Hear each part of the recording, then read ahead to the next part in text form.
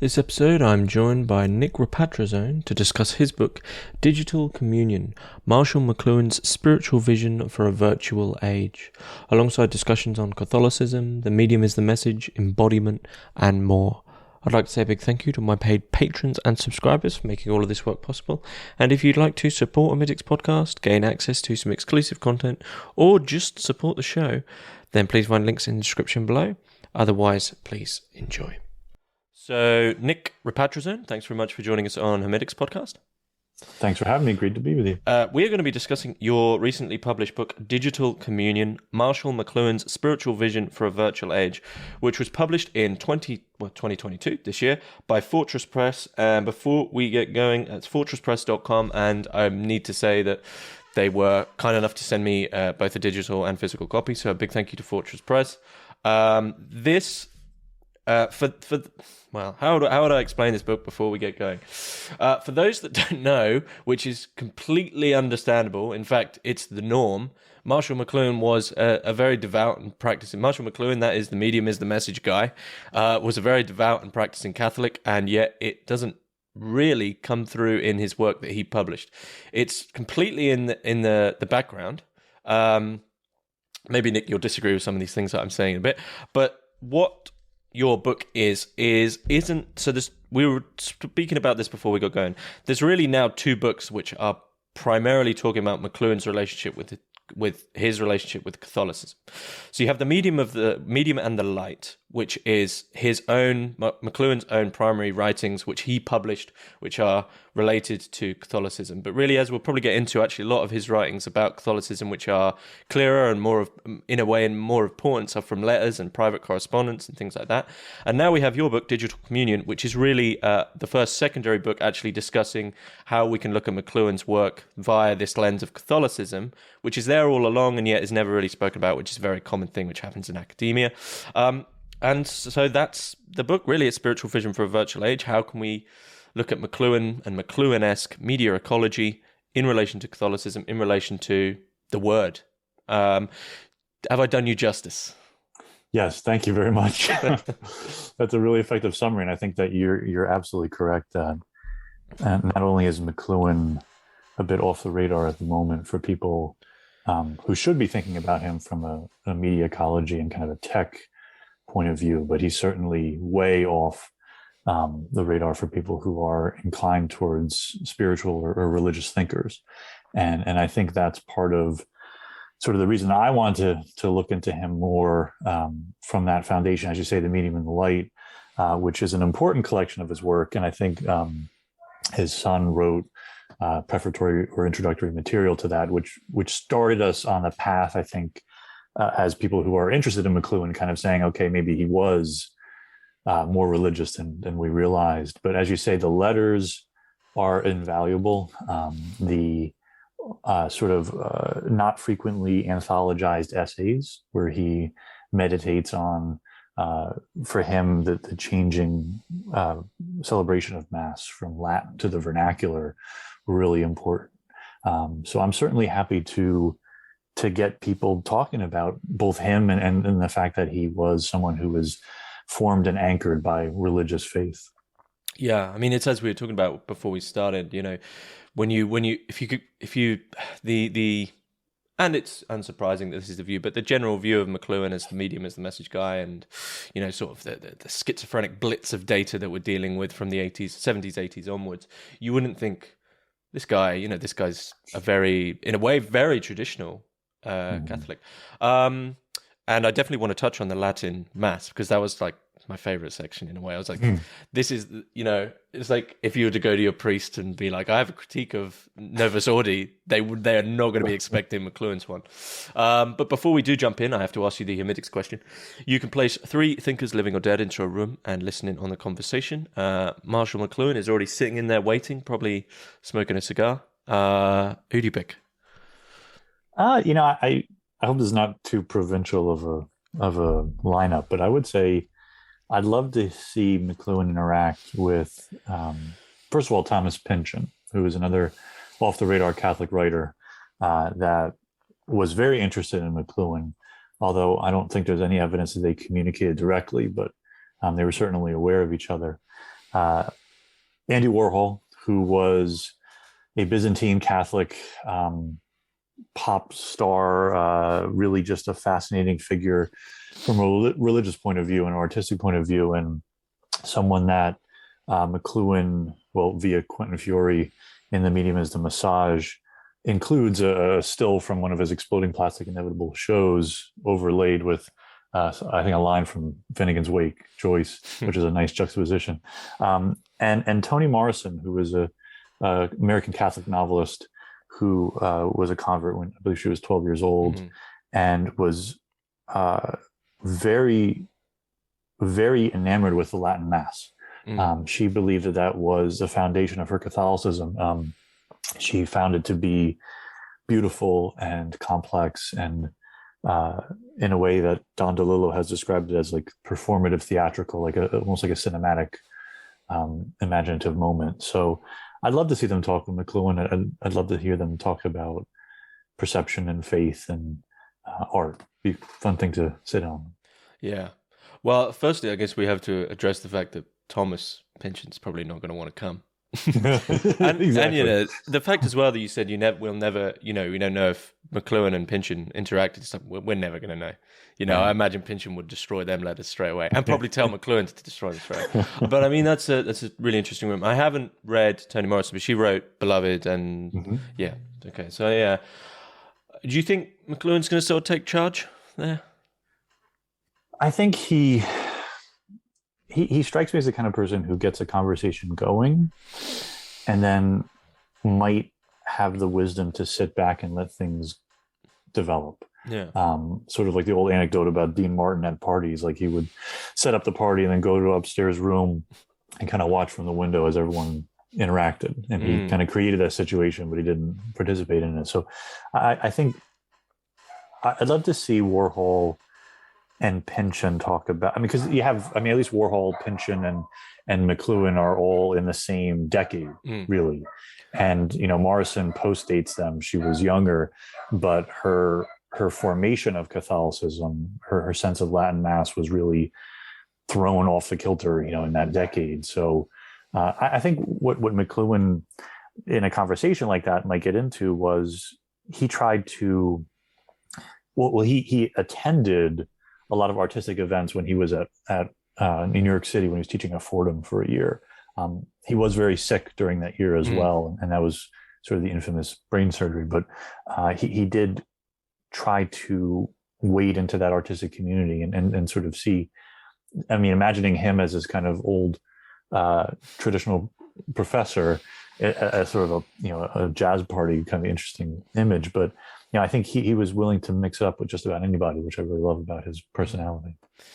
Yeah, I get that impression with McLuhan as well, that he's not a philosopher in the sense of someone who's like trying to create a concept from thin air as to sort of radicalize and change things. He's sort of like, sit back, let's watch these humans interact, let's see how the media plays out, let's see how people interact with things, and then from there we'll look into it. But yeah, a very relaxed figure, I think. Yeah. Yeah, there's those. I remember there's like a video of him on his office at University of Toronto, just like laying on the couch, and the interviewer just talking questions. Yeah, I get that impression that he was comfortable, I guess, in his skin, so to speak, and he was very willing to banter with people. And this, I'm sort of jumping forward in a question here, but this is why, much to the surprise of probably many people listening, although this did very briefly come up with another episode I did on McLuhan, but not in full. McLuhan was appointed to the Pontifical Council, the Pontifical Council for Social Communications of the Catholic Church. So basically, I'm assuming this is sort of the official position of, we need people who know what they're on about to help us with this new surge in how do we deal with media, right? Like this not archaic, but this ancient institution, the Apostolic Holy Church, basically coming to heads with, oh God, everyone's got TVs and radio now. Like, what do we do? And so McLuhan gets appointed to this because I think one of the popes is actually fairly sympathetic and says, look, we need this guy with us, really. Is that about right? Yeah, and it's an interesting footnote both in McLuhan's history and the church's history, and it's a little frustrating how it turned out, McLuhan. So at least in America, McLuhan was made, I guess, amenable to the masses via this guy, Father John Culkin, who was a Jesuit priest at Fordham. Later, I believe, left the priesthood maybe like 15 years after this and founded the media ecology program at the New School in New York City. And John Culkin wrote a series of pieces, one of them in the Saturday Review, which is kind of mainstream publication in America, where he took some of McLuhan's wide-ranging theories and kind of distilled them into like bullet points for a wider audience. He actually did an amazing job doing it because he was one of McLuhan's best, I guess, translators for the common reader. And what Culkin did was Culkin was certainly aware that McLuhan was a Catholic, but Culkin was not writing for Catholic audiences when he was doing this kind of the evangelizing of McLuhan. He was just writing for the average American reader.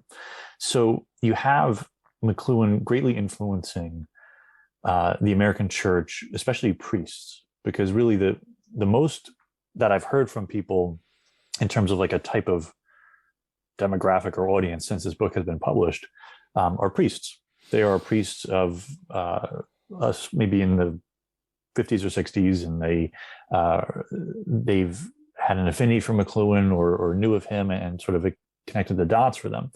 So in my ideal vision, this pontifical council would have allowed McLuhan to prepare the church for the new century. Unfortunately, they didn't seem to listen to him very much. Like literally, they didn't. He made a lot of attempts to participate in meetings, and they weren't answering him. And there's probably a lot of clerical reasons for that.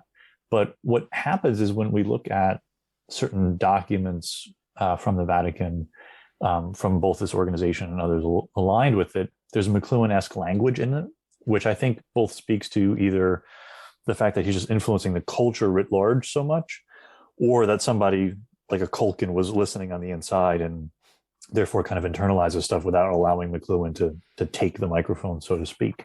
But it certainly, it was a good choice on their part, at least in the sense of PR. Like he was the right person to hold that title, so to speak. Yeah. Do you think, in the same sense that, we have this Pynchon-McLuhan connection that you sort of mentioned at the start, even though these figures are really almost often tied in with counterculture, tune in,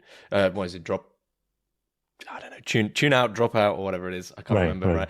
But really, when you look at them, they're actually very conservative figures. Same with actually someone such as Don DeLillo is probably another example. Someone like Frank Zappa is actually another example of people who are completely within and completely understand the counterculture of the day, of the 60s and the 70s coming through, but they themselves are actually very conservative figures. So the church is maybe on the back foot thinking, hang on, is he of the culture that we don't really, a bit suspicious of it, right? Yeah, because I think the church is not, even though the church of course participates in the world political theater and has and will, it's not a political entity. It doesn't know right or left, conservative or liberal, at least in America. Like it's not, it transcends those descriptors. So I think McLuhan was, he was someone that the intellectuals, like the Jesuits, for example, very much associated with. The Jesuits are influential in American church, but they're not the only order, not the only segment of it. So I think some other people maybe were confounded by him. And I think part of the appeal to people who like McLuhan is that eccentricity and confusion, because that's where he pushed the borders of language and thought. I mean, for example, you mentioned Pynchon. Pynchon is not someone that people associate with Catholicism in America, although his books are steeped in the Jesuit aesthetic. They have Jesuit characters, they have priests, they have references to the Vatican. So, it's just a question of how you perceive the stuff and how you look for it. So I guess, we'll jump back to the beginning. McLuhan, quite literally the beginning, McLuhan is born into a Protestant family. And so when does he convert, and why, I guess, is the huge question. Yeah. Yeah. He, in a series of letters to his mother, he started to imply a sense of religious searching. Mm. His Protestantism of his youth was, it wasn't, it was sort of a monotonous and kind of go to church because he had his situation rather than being enamored with the beauty of his church or the art or the imagination. When he was at Cambridge, he was dabbling a little into Gerard Manley Hopkins, who was a British Jesuit priest and poet, quite in his prosody, in his thought, quite radical in the sense of what he imagined language could do. And he was also he also made sketches and he had notebooks and he had these kind of very intricate sense of criticism and poetry. And McLuhan started reading his work, poems like Pied Beauty, that are intricate, ornate works of literature, but also Christological pieces, like the Christ-centric kind of narratives. And so McLuhan was fascinated by him. He's also listening to G.K. Chesterton at that time. He's also slowly getting into the work of James Joyce, who is, to me, one of the most Catholic writers ever. And I think, his lack of practice in the sense of attending Mass or believing doesn't make him any less Catholic in the sense of like his identity as a Catholic writer. Like he was, if you give someone Ulysses, the Eucharistic scene at the start is like impossible to avoid. And of course, Portrait is wrangling with Catholicism from first to last page. So McLuhan is introduced then to these writers who are Catholics and artists and who look at language and who play with language. They like puns, they like rhymes, they like the ways that language expresses things in unusual ways. So you have a quote searching thinker who is looking at poetry and writing from Catholic writers, who is as part of his PhD program reading intensely the Bible, the Church Fathers, early philosophers in the Church. So he's doing a lot of that intellectual journeying, and then he becomes interested in the concept of the Virgin Mary. So all this stuff is happening at once, and it hits at the right moment. And he writes a letter to his mom, just like Gerard Manley Hopkins did, like, kind of, sorry, Mom, I'm going to be a Catholic. And she's like, well, that's not good. But he goes through with it, and he becomes a really earnest Catholic. It's hard to almost think about a major thinker of his stature who is that suffused with Catholicism, but it was him. It's there's so many there's so many instances of those conversion letters. They're like, yeah, I need to tell you something. I'm becoming Catholic. It happened. But this idea of puns and this idea of language, of course, is key.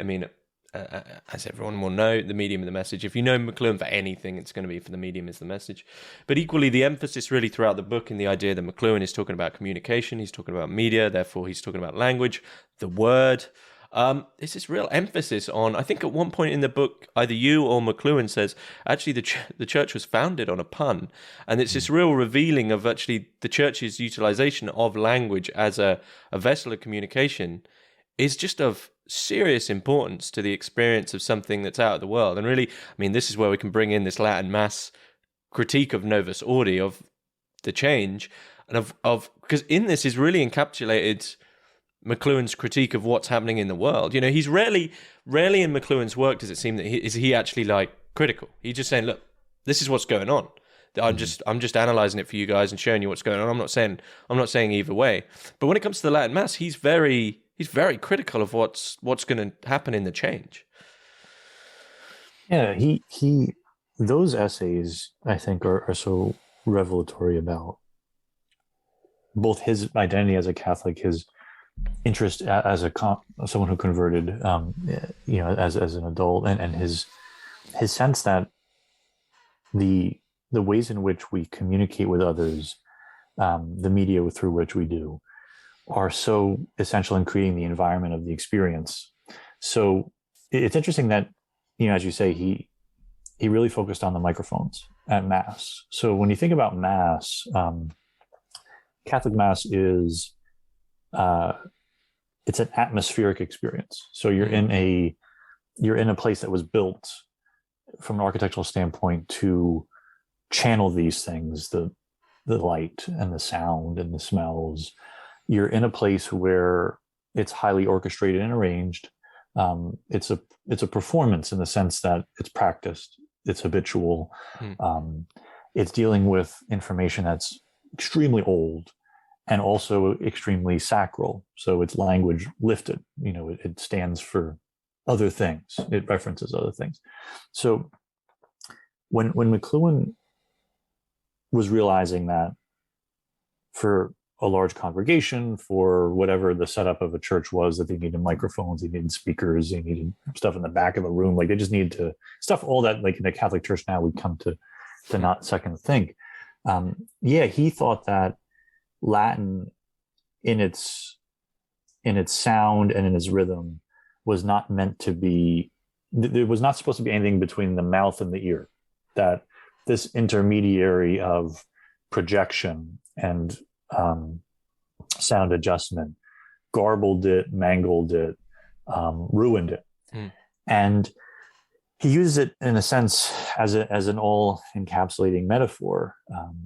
And McLuhan, as you said, wasn't the kind of person who would go through and tick off all of his criticisms, all the things that are wrong with what was happening. As you said, he describes for us maybe the things that we don't see or we don't think about, because we do the things that he describes, or at least if we imagine ourselves in the 50s or 60s and 70s, those are all everyday existence to us, sitting in front of a television, picking up a telephone, going to a library, like all those things that are regular actions. He steps back and tries to describe the environment that's resulting from it.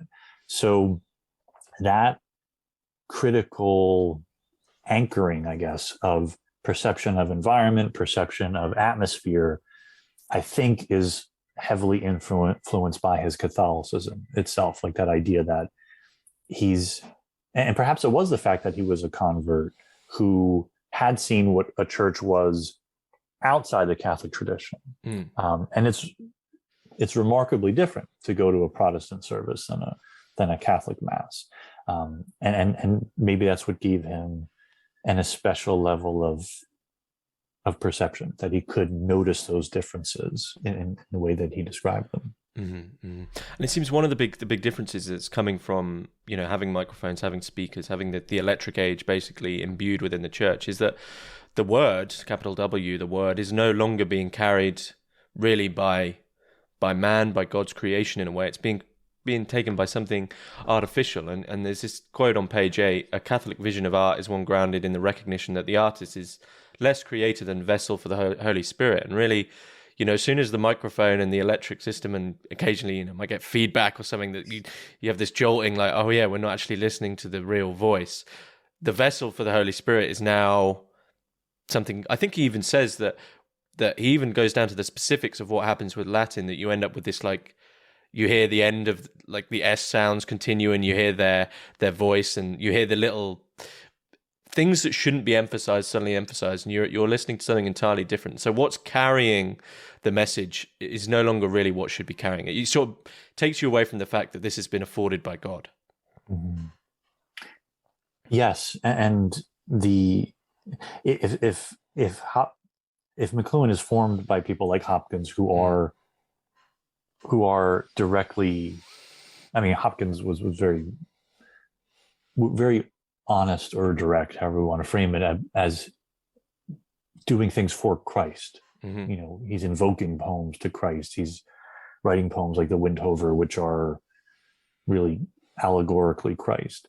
So if McLuhan is formed by people who have an authentic Christological vision, then anything that would muddy that would be a real issue for him. And so it's interesting that McLuhan became truly famous, at least in America, through television. He was a very willing participant on television interviews. He's on late night shows. NBC did a special on him. It was directed by two Oscar-winning directors. It was, it was a big deal for him. And so McLuhan, he played in the media in which he also revealed its problems. And I think that was maybe what made him a hidden Catholic to a lot of people, was that he wasn't up there proselytizing about the terrible technology. Maybe in his letters, of course, we see him talking about like the great, I don't know, like the great, like they call him the devil, the great electric engineer or something like that. Like he's pretty direct in his letters, but he hides it a bit. And I think, and that's why his writing about Latin Mass is one of the few instances where he really confronted it head on. And I think those were for smaller kind of niche audiences. Mm-hmm, mm-hmm.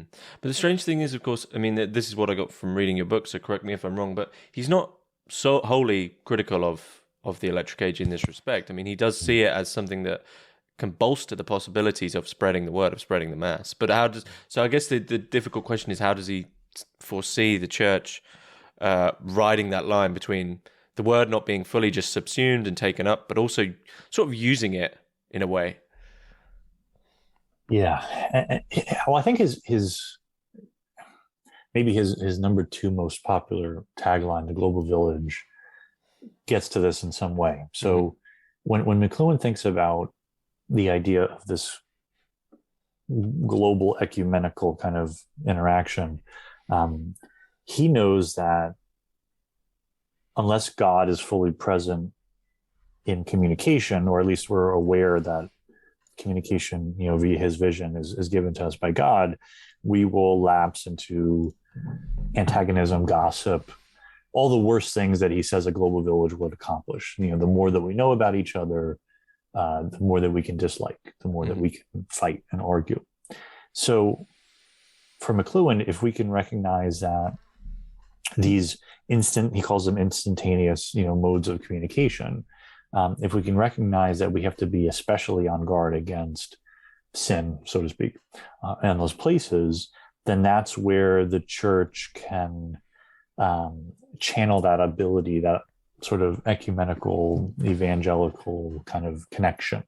A lot of people who I would say have discovered McLuhan recently have discovered him because he's crept a little bit into the debate over virtual mass, or the idea of a religious celebration online. So, certainly in the US, in at least like March 2020 through, the last 3 years are just a mixture of days, so I can't remember, but it was at least like 8 months where really churches didn't meet, at least officially. Like there wasn't mass.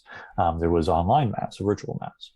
And there was a lot of debate about what does it mean to have an incarnational faith, a faith that is centered by the idea of the Eucharist, to not receive that, to receive it, quote, virtually or digitally. What does that do to the faith, the congregation, and the celebration? And it was a really interesting debate. And McLuhan's name came up because there was a Jesuit priest actually who was talking about he had to conform his mass to the, quote, telecast in terms of timing and pacing. And he thought that was wrong because he thought that there were certain rhythms of the mass that were natural, organic out of the liturgy. And that's where McLuhan came into the conversation, because the question is, as you say, would McLuhan take the trade-off of people receiving, in a sense, the Eucharist from afar via the television, via internet, or would he feel that it's almost like a level of heresy to imply that? How were people receiving it from afar? Was it the case that didn't the Catholic Church say the priest is then taking it for the whole congregation? I think it was. Right. Yeah. So they would have there would be a prayer that was said at that moment in Mass, and then I want to say Pope Francis talked about Alphonsus Liguori, his version of this kind of sort of Eucharist from afar concept, and it was it was meant to be a moment of like intense longing. Like the idea was that because I mean, historically, this is not the first time that this has happened where things have been shut down and people have not been able to go to mass. So there's a precedent for it in the church, but there was also not a precedent for the experience of seeing the mass happen and not being able to, because usually if you can't get the Eucharist, you can't like see it happen in front of you. So it's kind of like a Saint Clare moment, like that idea that she had those visions. She was very sick, and she had the vision on her wall of her convent of the mass happening, like she could watch it. And in the sort of folklore associated with her, she, in some of the strands of the story, like she actually received the Eucharist from afar. So that's like kind of the digital communion aspect, is like this idea that maybe it transcends the physical, which is it's tricky, because I know when people started going back to mass, that longing turned into like a rejuvenation of faith for a lot of people. Like they were finally able to go back, and they realized like, wow, we really missed this. But then on the other hand, we have now the capability to celebrate mass from afar in terms of the technology, in terms of the media. What can we do with it? And I don't know if the church has figured that out yet. They don't have McLuhan to help them, so it's going to be a tough go to see how they work it out. And I mean, this is the real interesting thing in your book. I mean, so for McLuhan, when we interact with the radio, with the TV, and I mean, in this sense, when we interact with the mass, in the sense that it's on a screen, I mean, everyone instinctively knows like this just is not the same, right? For McLuhan, we become disembodied. We're I think he says an image on the air. We're sort of no longer individuals. Everyone is just free floating in this big mass virtual space in a way, and I guess in a certain sense, this is a progression just from the general state of affairs from the Gutenberg press onwards. But for Christianity especially, this seems to hold special significance, because the idea of embodiment, of the Eucharist quite literally going into your body, being there to take it from an embodied priest, if you like, and a real priest, in the sense that all of a sudden a very key part of Christianity is lost, the individual soul, which is lost. It's one part of Christianity which I guess is very important to it, is the fact that after the resurrection we retain our individuality. We retain that, and also I believe in the resurrection of the body. So all of a sudden, that is the point where as McLuhan says that the devil and the electric age are one, almost he's in control of it. Is that the point where that disembodiment could become the real place of error? The place where something is lost. That's a good question. That's good. Yeah, I think. Because the most dangerous parts of being online or connecting with people virtually, I think, tend to arise from that disembodied nature. The fact that, when we talk to people on Zoom, at least we see them, and we see facial expressions and tone of voice, or we kind of ride the tone of voice through the face. But if we chat with someone, if we email with someone, if we don't have that any kind of pretension toward embodiment, then we lose. I mean, not that we always lose, but we could lose an ethical sense kind of simultaneously. So what McLuhan, I think, feared was that if we have instantaneous access to people, then what is the significance of the body anymore? So usually when we connect, like if we imagine it's 1965 in the heyday of McLuhan, if you can either talk to someone on the phone, you can write them a letter, you could talk to them in person, so on. But when we talk to someone in person, we're responsible, I think, for that interaction in a significant way, because we're sharing a physical space. And even if we're on the phone with someone, that person has picked up a phone on their end, and there's a continuous kind of interaction that occurs. When we send someone a letter, we could say, well, we wrote it by our hand, and therefore we went to the post office, and like there's movement, kinesthetic elements to it. When we email someone, when we text someone, the embodiment elements are a little bit more murky. So then the question is, what of it is us, and what of it is like a constructed persona? Because even the concept of like an avatar, it's the affirmation of like a second or third, like a tertiary self almost. Like it's not, because a lot of avatars, of course, are not our face. Like there are like a character or something we like in a book or whatever. So I think McLuhan sort of, in a prophetic sense, recognized that the more that we're separated from each other, and then simultaneously also connected, creates that weird paradox of communication. And I think that, at least for me, growing up in, not having the internet in my house until I was like in the dial-up era. This is like late 90s, and trying to get my sister to get off the phone so I can use AOL, like kind of situation. People of that generation earlier can hold on to that anchoring element of the body still. People who are 2000 forward, the idea of not being embodied online, there's nothing tethering them. And that's maybe the true McLuhan nightmare, is that if there's nothing tethering us, and for him, of course, it would be his religion, his belief. And it's interesting because you bring up the idea of, this concept of bodily resurrection, which of course is absolutely essential to Catholicism. And that's radically powerful as a belief. And if McLuhan is believing that Christ is the medium and the message, then it has to be a full body resurrection, like to complete kind of the narrative for this. So I think McLuhan would be, he would be a little bit, especially as we're moving towards like the meta kind of world, metaverse, like that's the thing that probably he would be quite fearful of. We sort of end up replacing the body with some idea of it, and you have a false touch. So I guess it's the question again: in what sense can what he's talking about with the electric age actually be a positive for, I guess, what would a McLuhan-esque practice of promoting Catholicism via the electric age actually look like without giving into it in that sense? I think using it as a supplement to the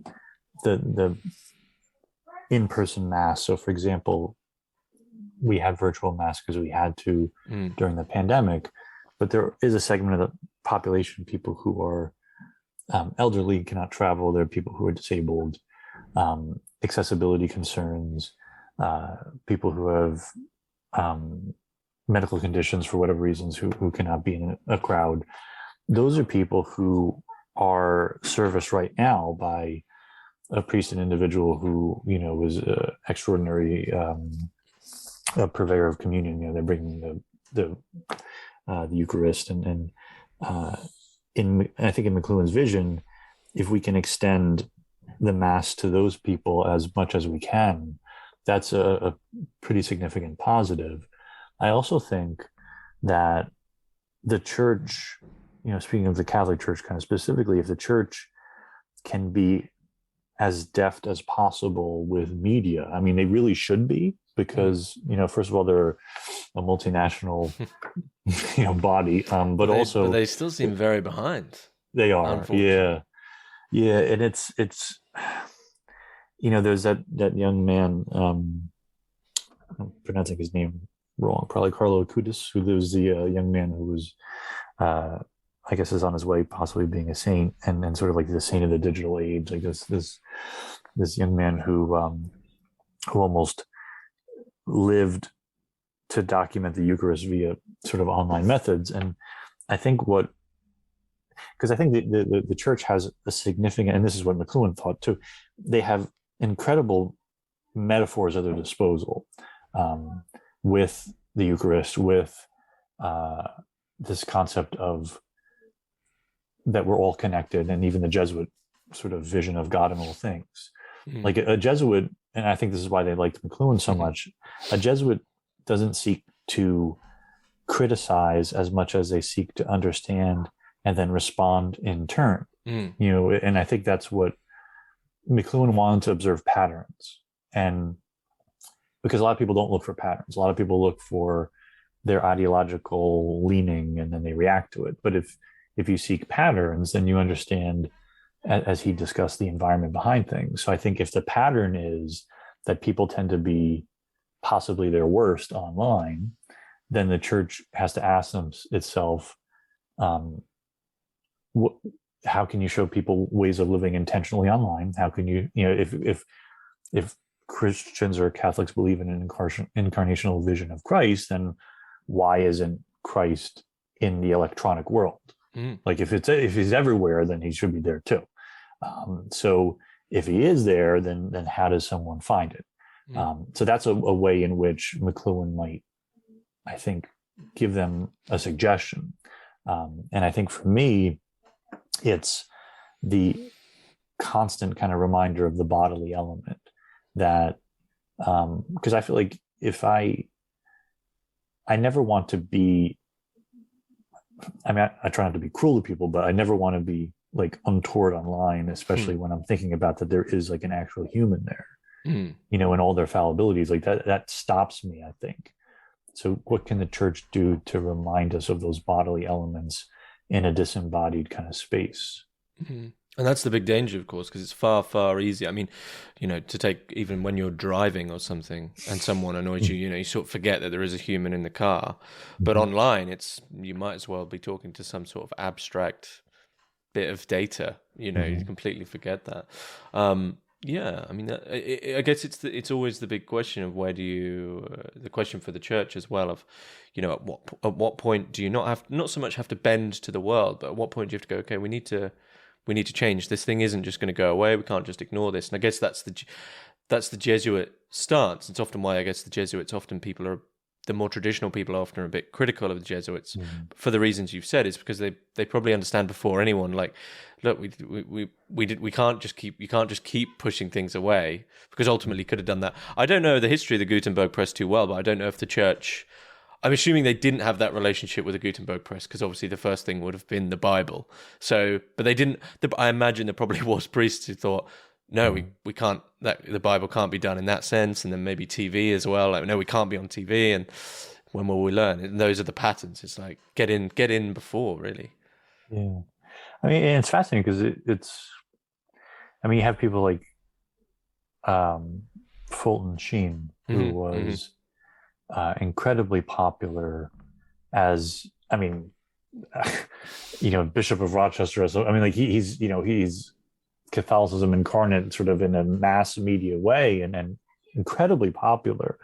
And somebody actually a few weeks ago sent me a photo of him behind McLuhan when McLuhan was giving the commencement address at, I think, a college in New York, and Fulton Sheen's like sitting behind him. There's just like an interesting juxtaposition of these two Catholic media giants. But television was an interesting one to bring up, because I think McLuhan's first book, The Mechanical Bride, was, in his own words, kind of outdated when it came out. He was teaching college students, and then was kind of interested in how they looked at advertising, and that influenced some, just like always happens with professors, the things that you teach ends up influencing things you write. So McLuhan made the pivot quite strongly then to television after that, and realized it was an incredibly rich environment. And actually there's a filmmaker, David Cronenberg, up in Toronto, who went to where McLuhan taught but never took a class with him, who fictionalized McLuhan in the movie Videodrome, which is a pretty wacky movie from the 80s, but it was, Cronenberg was an incredible admirer of McLuhan, and it's kind of eerie how prescient that movie is in terms of, the farewell to the flesh kind of concept, like this idea of like the loss of the body. And so you have, in McLuhan, this guy who was like out of place, out of time, and anachronistic, like sort of like, and that's a lot of time what happens with the prophets. It's like they're just people. By the time people figure them out, of course, they're no longer with us, and then it's, what do you do with someone like that? But I think what we should do is probably go back and just like pour over what he wrote and just try to, how did this guy figure it out, and what can we do now with it? I mean, Videodrome is a great example, really. I mean, the final lines, long live the new flesh, right? Yeah. So in relation to the Eucharist, it's like this sort of weird digitized egregore of flesh, which is the new thing, completely built from the below and not allowed, not given or as a grace from above. I mean, it's probably I didn't know that McLuhan was sort of immortalized in it, though. Yeah, the Brian Oblivion character is, I mean, he's dressed like McLuhan, he looks like McLuhan, he talks like McLuhan, and Cronenberg is basically like, yeah, that's McLuhan. And it was interesting because I think there's one scene where there's a few guests on a talk show, and the McLuhan character is supposed to be on the panel, but he's not physically present in the room, because I think he's like on the panel but on a TV, and he's like, so he says something that's to the effect like, the screen is my body now. And so there's a lot that Cronenberg was playing there with his, because Cronenberg wasn't Catholic, but of course it's impossible, I think, to listen to McLuhan and not hear something sacral kind of going on, even if one doesn't subscribe to it. It's his spiritual way of looking at the world, McLuhan's vision. I mean, that's a really good point, actually, because I think often when you read McLuhan, like we were saying before we started recording, you go into these books thinking you're going to get this sort of you think McLuhan's going to write in the same style as the stuff he is writing about. So this fast-paced, and it is often like that, this sort of fast-paced barrage of data in a way, and you're not ready for it, because he's drawing from, in the same sense he's drawing from Joyce, he's also drawing from pop culture in this sort of postmodern DeLillo fashion, where, I don't know, DeLillo jokes about what's on the back of a cereal box is just as important, right? So you're overcome. But at the same time, do you think, I always struggle to sort of think there's something else going on here? This guy clearly isn't just talking about the material media. He's not just a media ecologist, otherwise this would fall flat. And do you think maybe the removal of that sacramental element, the Catholic element from McLuhan, is the reason that he has perhaps disappeared, that you needed that extra thing to understand why? I mean, there's many figures I think this has happened to throughout time. I mean, Jacques Ellul, I always mention in this podcast, is the clear example of, he said, look, you need to take my anti-tech work with my theological work. They're together. And we haven't. We haven't done that. I mean, McLuhan didn't explicitly say that, but do you think that's why often maybe people get a bit lost with McLuhan? Yeah, because they think that there's jester and trickster elements to him. He always told jokes. He would make these statements that were almost beyond aphoristic. They were almost goofy in a way, like they're playful. So if that's all that people know of him, it could seem that he's like a kind of carnival barker sort of situation, like he's just dropping these different observations. But I think at the heart of really everything that he says is the recognition that communication and connection are not the same thing. That to be connected with another person in an authentic way means to acknowledge their body, that they have for him a body given by God, and that they are worth, they have a certain grace. And if we can communicate with anyone in the world right now and not have that recognition, then we're kind of like sidestepping, I guess, like the central part of their being. We're just going towards the words and the language. So if McLuhan is coming from a long tradition of Catholic satirists, right? He's in the tradition of Joyce, in the tradition of Pynchon. He's someone who I think played with language in that way. So I think for McLuhan, whereas some people would be like, well, that guy's just being kind of lighthearted or comedic, for him, that's what's necessary to understand the borders of language. Like, for example, his dissertation was on Thomas Nash, another kind of off the radar satirist who was rather kind of like bawdy and obscene, and once again, kind of surprising for McLuhan to go down that road. But McLuhan liked him because satire shows and puns show the borders of language and decorum. You know, if a culture doesn't respond to satire, then they have perhaps no rules, and that's where things can get dangerous. Like, if we're not offended by anything, perhaps like there has to be something, like that's where we see our borders and our edges. And for McLuhan, he sees, like you mentioned before, like the idea of like the church being founded on a pun. Like he sees that wordplay as being really central to Catholicism. And when people go to mass, it's not in silence. I mean, silence is an important part of it, but there's a lot of words in that hour or hour and 10 minutes. Like it's a word heavy time, and there's words projected to you, words projected at the priest. There's singing, which is a modulation of word, so all these things work into his central concept. So I think, I think since the book has come out, I've ultimately had more conversations with people who are Protestant than Catholic, which has surprised me. I thought that, and I maybe I should realize, like you said, what happened with the Pontifical Council, that like sometimes the Catholics, maybe we don't know what to do when we have someone like who was put on our lap like McLuhan. Like it was. I've had a lot of Protestant thinkers who've been a little more open to the conversation of McLuhan as a religious person. I think that might be because, I mean, much to our saving grace, quite literally, Catholics. I'm sorry, I'm going to assume are you Catholic? Yeah, I am. Yeah. Just included you in that. The thing that we have that Protestants don't is the sacraments, and it's like you can't do these online. I mean, I've said it now, so it's going to happen. There's going to be some digital in the metaverse, some digital wafer passed over or something.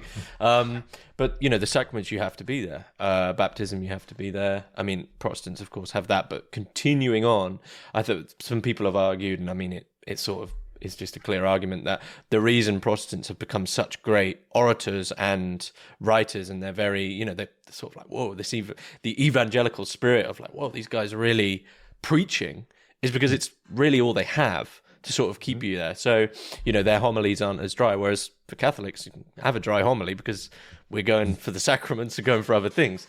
But as you said, there's that worry. I mean, the idea of everything becoming disembodied, it's so much easier online, I guess, to completely just denounce the sacred, for everything just to become profane, because to really have the sacred, you have to go to the space. I mean, the church, even though the church isn't the building, the church is that abstract idea of when there is, what is it? When there is me and one other, I am there in spirit. So it's two and Jesus. That's the church. But you still need that sacred space, that sacred context. Once that's become removed into that disembodied air, the sacred is lost. Okay, I see that as I think McLuhan maybe sees that as the big worry. But yeah, what do you do?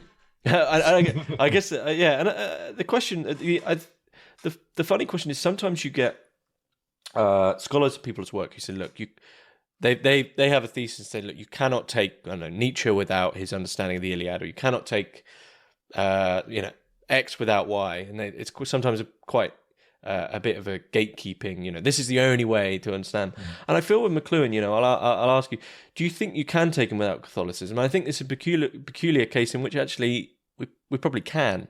I mean, do you think it just adds something, or do you actually think that, if you read the Medium message you don't know about is Catholicism, you're not getting the full picture? Yeah, it's interesting. Well, I'll start with the one that you mentioned. The at least the book, The Medium is a Massage, 1967, which was kind of had an interesting genesis because it was really Quentin Fiore and others who approached him to say, we want to package your ideas and your sayings and your essays in this very graphic design driven text, because The Medium is a Massage is not so much a coherent book as just like a collage kind of piece. And it was therefore so popular because it didn't require people to really sit through the whole thing. So I think if I imagine that, if I read that book not knowing that McLuhan was a Catholic, I would still get a lot out of it. I certainly think his ideas in that book about the self versus society, the concept of education, the concept of the alphabet, advertising, that those are powerful without the Catholicism.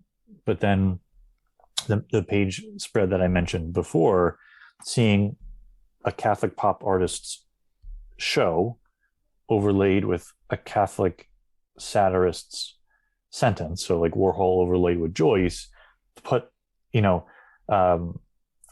even though McLuhan didn't, quote, design every page of The Medium as a Massage, he checked off that, he said that he wouldn't assign his name to it unless he basically checked off everything. So he's acknowledging that it's okay, and he would have been aware of those juxtapositions. He mentioned, I think, in his letters about Warhol's faith or something about his religious inclination. So I think it just gives people, if we look at McLuhan as a Catholic, it gives us that skeleton key to understand everything else. It's sort of like great, when you think of a great story that is written by a religious writer, you can certainly appreciate it and be entertained by it without knowing that person's affiliation or maybe not understanding it. But when we do understand it, we understand the anchoring and the transcendence of it.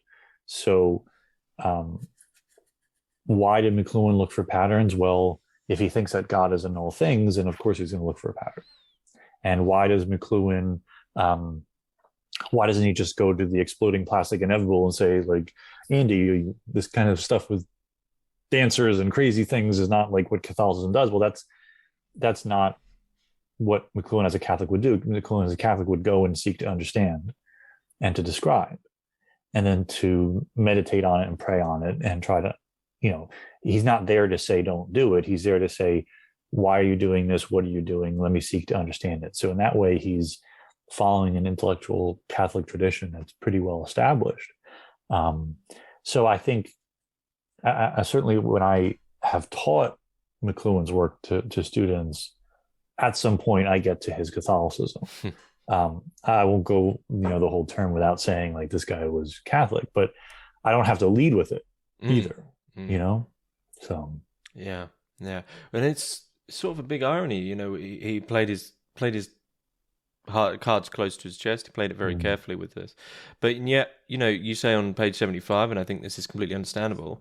Even though McLuhan, as you said, published the Mechanical Bride, and it's like already out of date when it's published. The culture's already advancing faster than you can keep up with it, and that's been the way since. And yet, at the same time, people still weren't ready for him. McLuhan's time just wasn't ready for him. So it's almost like we're it's like if you're listening to McLuhan, he would probably say, look, if you're listening to me, you're one step behind, and you're not even ready for me. Yeah. So yeah, in what sense do you think they weren't ready for him?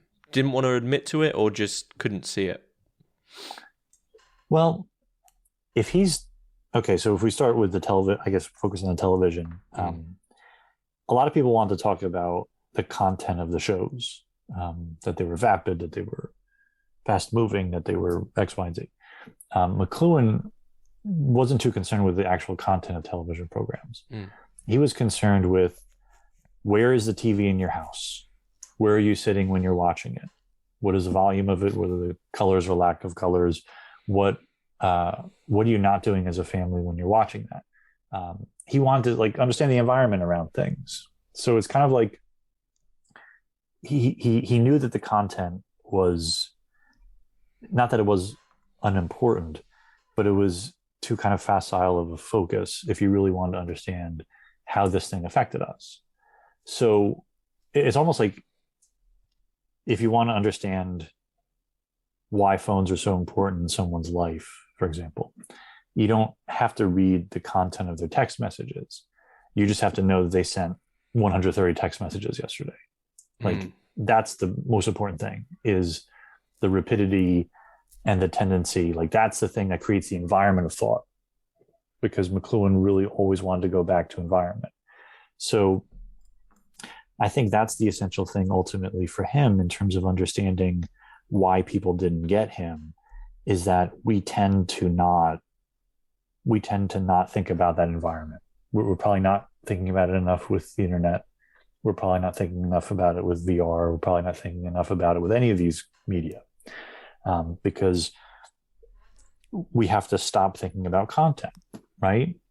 And so even if I think about Twitter, so to me, Twitter is kind of a McLuhan nightmare made into like an actual experiment, right? It's fast and unsettling and necessary, and like it's this weird paradox of things. And the question is, for someone to be on Twitter, their main focus is on the production of content, persona, presentation of self, and all that stuff. Whereas McLuhan would be like, okay, so where are you using Twitter? Are you using it on your phone, or are you using it on your computer? What time of the day are you using Twitter? What mood are you in when you're using Twitter? What is the stuff that you delete as tweets? What is in your drafts? Like he would look around the thing to understand it, which is, once again, as you say, the reason why most people don't think to look in those places, so that when he does it, it seems like he's not focusing on the, because I remember he made this one comment, like he said, I forget, he said like, I don't read the left or right hand pages of any books.